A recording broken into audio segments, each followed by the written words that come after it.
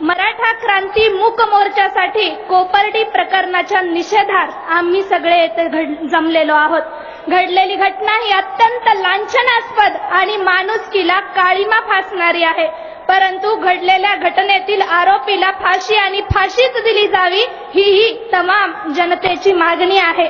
आणि यामध्ये एक प्रकरण म्हणजे आपण असं म्हणलं जाते सगळीकडे की घडलेल्या घटनेतील आरोपी दलित आणि मुलगी मराठा आहे. पण म्हणून माझं सांगणं आहे सगळ्यांना की जरी घडलेल्या घटनेतील आरोपी दलित आणि मुलगी मराठा असली तरीही कोणीही जातींमध्ये संघर्ष करण्याचा प्रयत्न केला जाऊ नये. कारण घडलेल्या घटनेच्या आम्ही विरोधात आहोत तर कोणत्याही जातीपातीच्या नाही, हे मला इथे सांगायचं आहे.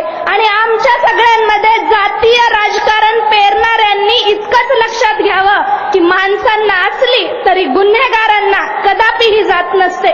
मराठा क्रांती मूक मोर्चाच्या निमित्ताने उसळलेला हा असंख्य महापूर पाहून आज अनेकांच्या हृदयामध्ये धडकी भरली आहे खरी, परंतु आम्ही कोणालाही घाबरवण्यासाठी नाही तर न्याय मागण्यासाठी आतुर आहोत. आणि या मराठा क्रांती मूक मोर्चाचं जसं वेगवेगळ्या पद्धतीने सोयीचं राजकारण केलं जाते त्यामध्ये प्रामुख्याने उल्लेखलं जाते ते म्हणजे मराठा आरक्षण. तुम्ही कोपर्डीच्या आडून मराठा आरक्षणासाठी मोर्चे काढताय, स्वतःचा स्वार्थ साधताय असा सूर अनेक ठिकाणी कानी आला. मला ह्या लोकांना फक्त इतकंच सांगायचंय की मराठा आरक्षण हे तमाम मराठा समाजाचं पहिलं टार्गेट आहे आणि त्यासाठी आम्हाला कोणाच्या आडून यायची कदापिही गरज पडलेली नाही. त्याही पुढे जाऊन मी हे सांगेन की मराठा आरक्षणासाठी मराठा समाज हा काही आज रस्त्यावर उतरलेला नाही तर तो गेल्या 25 वर्षांपासून मराठा आरक्षणासाठी सतत संघर्षात आहे.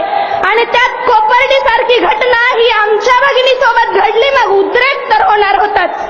आज असं म्हणताय लोक की घटना एका महिलेसोबत घडली मग तिला जातीचं लेबल लावायची काय गरज होती. मला त्या लोकांना फक्त एकच सांगायचं आहे की जर घटना एका महिलेसोबत घडली तिला जातीचं लेबल लावायची काहीही गरज नव्हती तर मग का सगळा समाज सगळा महाराष्ट्र पेटून उठला नाही, का फक्त मराठ्यांनाच एकत्र यावं लागलं. आज 21व्या शतकामध्ये जगतो आहोत आपण आणि तरीही समाजाच्या विविध स्तरांमधून जर जातीभेदांचे सूर लागत असतील तर मग आम्ही सगळे बांधव आहोत ही प्रार्थना कोणत्या जोरावर म्हणतो आपण, कोणत्या दृष्टिकोनामधून केली जाते ही प्रार्थना. आज काही निर्बुद्ध लोकांचा असा सूर आहे की तुम्ही कोपर्डीच्या आडून मराठा आरक्षण, अॅट्रॉसिटी असे वेगवेगळे मुद्दे चर्चेमध्ये आणता आहात. मला त्या लोकांना एकच विचारायचंय बरं का, आज आम्ही कोपर्डीच्या बॅनर खाली रस्त्यावर येतो, उद्या अॅट्रॉसिटी, परवा मराठा आरक्षण, तेरवा अजून काही, हेच करत बसायचंय का आम्ही? जर आम्ही सगळ्यांच्या विकासासाठी एकत्र आलो तर आम्ही परिवर्तनवादी आणि आज आम्ही जातीच्या बॅनर खाली एकत्र आलो आहोत तर आम्ही जातीयवादी. हा दुहेरी न्याय कशासाठी? असो, आपल्या या गोष्टीचं राजकारण आपल्याला करून घ्यायचं नाही कारण वेगवेगळे घाट घालायला आपल्याला एकीकरण करायचंय, दंगली करायच्या नाहीत. मराठा आरक्षणाचं पार मातेरा करून ज्या सरकारने आपली घोर फसवणूक केली आहे ना, हा महामोर्चा त्याचेच पडसाद आहेत. मतांचं राजकारण आम्हाला कळत नाही अशातला भाग नाही, परंतु या मतांच्या राजकारणासाठी त्याच्यावरही या लोकांवरही आम्ही विश्वास ठेवला कारण मराठे हे विश्वास ठेवणारे आणि विश्वासाला जागणारी माणसं आहेत. हा यांचा चांगुलपणा आहे. 16 जुलै 2014 रोजी मागच्या सरकारने मराठा मुस्लिम आरक्षण जाहीर केलं, वटहुकूमही निघाला, अंमलबजावणी सुरू असल्याचा बनावही केला गेला, परंतु या वटहुकुमाचा मुद्दाम कायदा केला गेला नाही.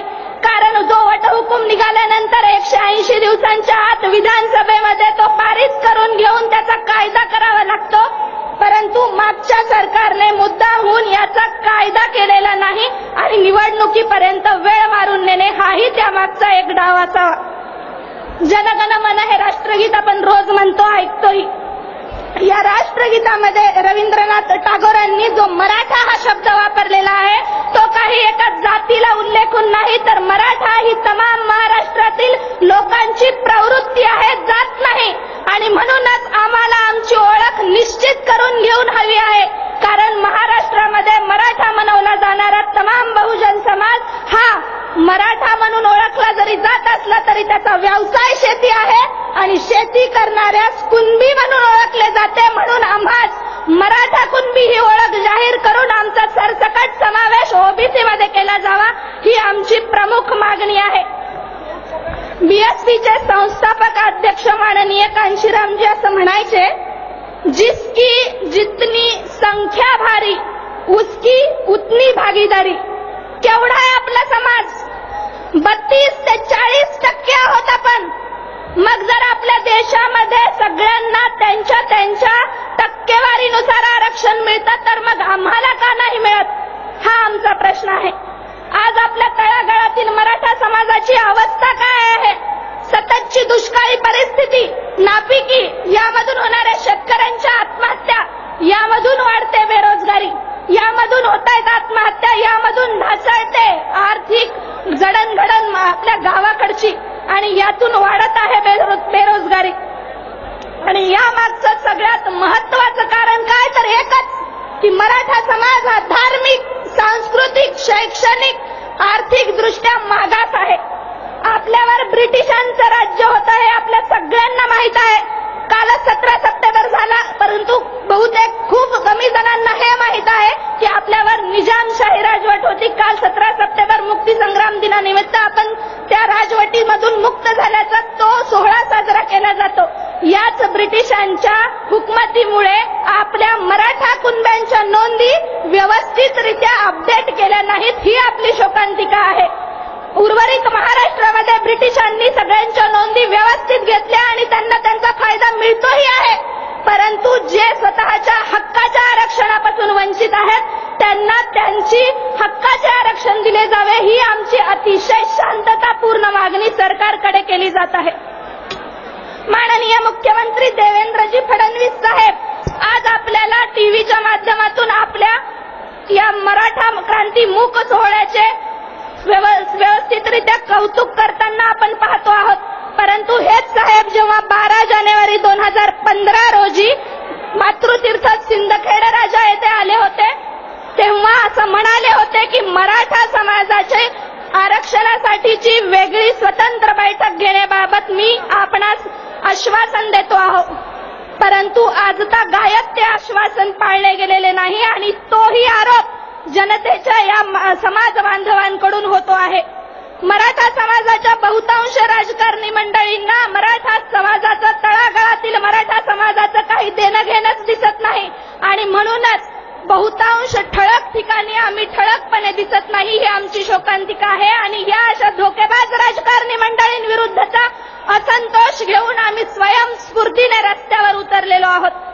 डॉक्टर बाबासाहेब आंबेडकर असं म्हणाले होते त्यांच्या एका भाषणामध्ये, जेव्हा महाराष्ट्रातील मराठा जागा होईल आणि त्याला स्वतःच्या अस्तित्वाचे भान येईल तेव्हा तो या प्रस्थापित व्यवस्थेच्या विरोधामध्ये क्रांतिकारी आंदोलने उभे करील. आणि आज या महामोर्चाच्या रूपाने हे सिद्ध झालेले आपण आज सगळेजण पाहतो आहोत.